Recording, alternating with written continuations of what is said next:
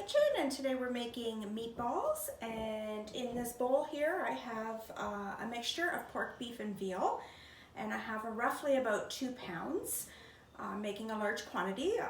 So here's the recipe for 2 pounds of ground meat. For every pound of meat I have a cup of breadcrumbs. We're going to do about half a cup of Parmesan cheese. For every pound of meat, 2 eggs. So here I have 4 eggs, salt, garlic, pepper, and a little bit of water. And here is my, I call this Nancy's Italian seasoning. It's a mixture of oregano, basil, and parsley. And my mother-in-law grows it in her garden every year, and we dry it, and this will last me till next season. And literally, this is my holy grail of seasoning. I literally put this on everything. It's just super, super, super yummy, and so many things, hamburgers and on pizza and you name it. So here is my Italian seasoning mix. If you don't have that, you can just use some basil and some parsley and a little touch of oregano, not too much oregano.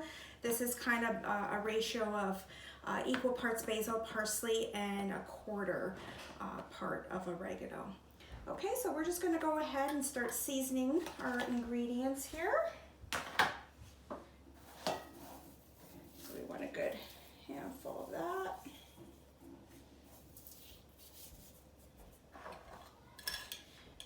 Our salt.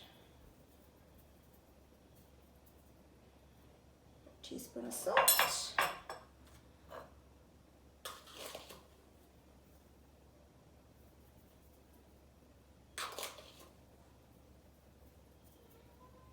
Two full teaspoons of garlic, granulated garlic. You can use fresh garlic, totally up to you.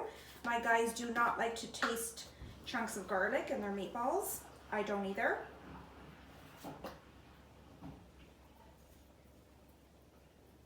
Teaspoon of black pepper.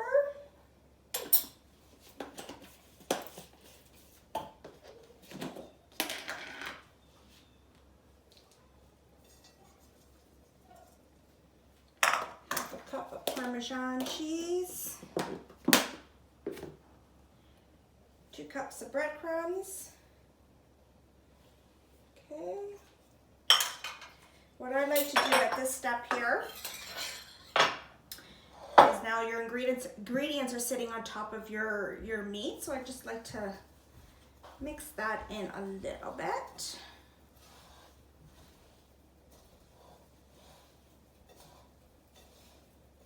Before adding my eggs.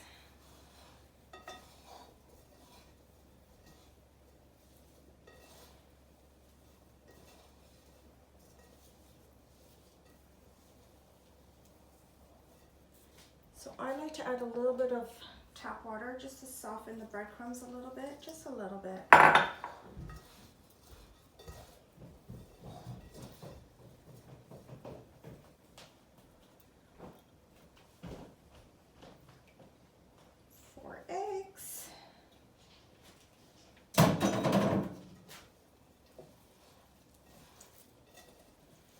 Get in there and mush away.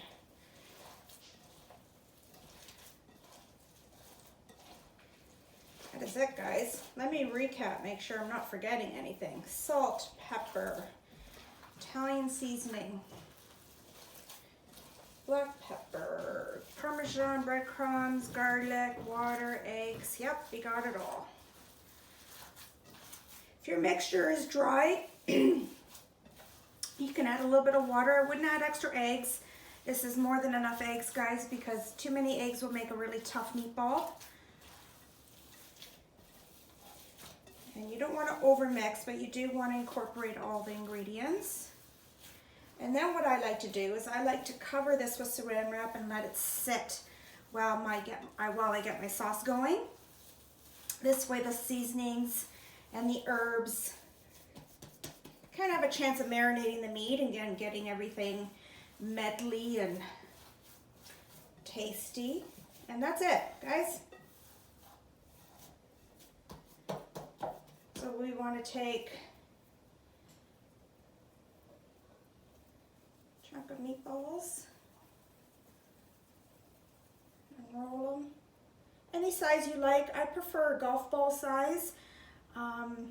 They tend to blow up a little bit in the sauce.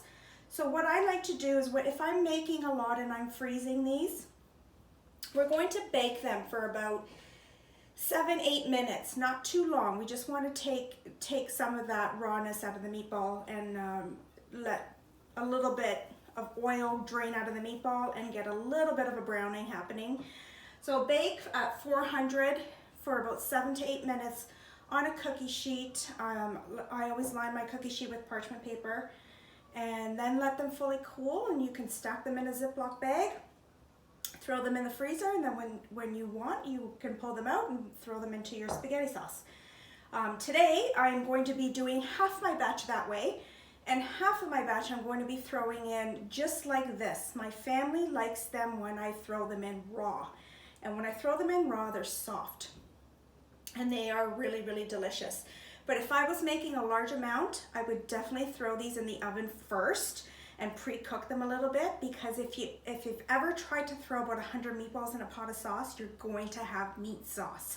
So the reason behind throwing them in the oven is that you're making them a little firmer, you're taking out some of that oil, because you don't want all that oil sitting in your sauce. And they're also really great when you're going to be storing them in the freezer for later use. Okay, and we'll see you back when I make my basic spaghetti sauce.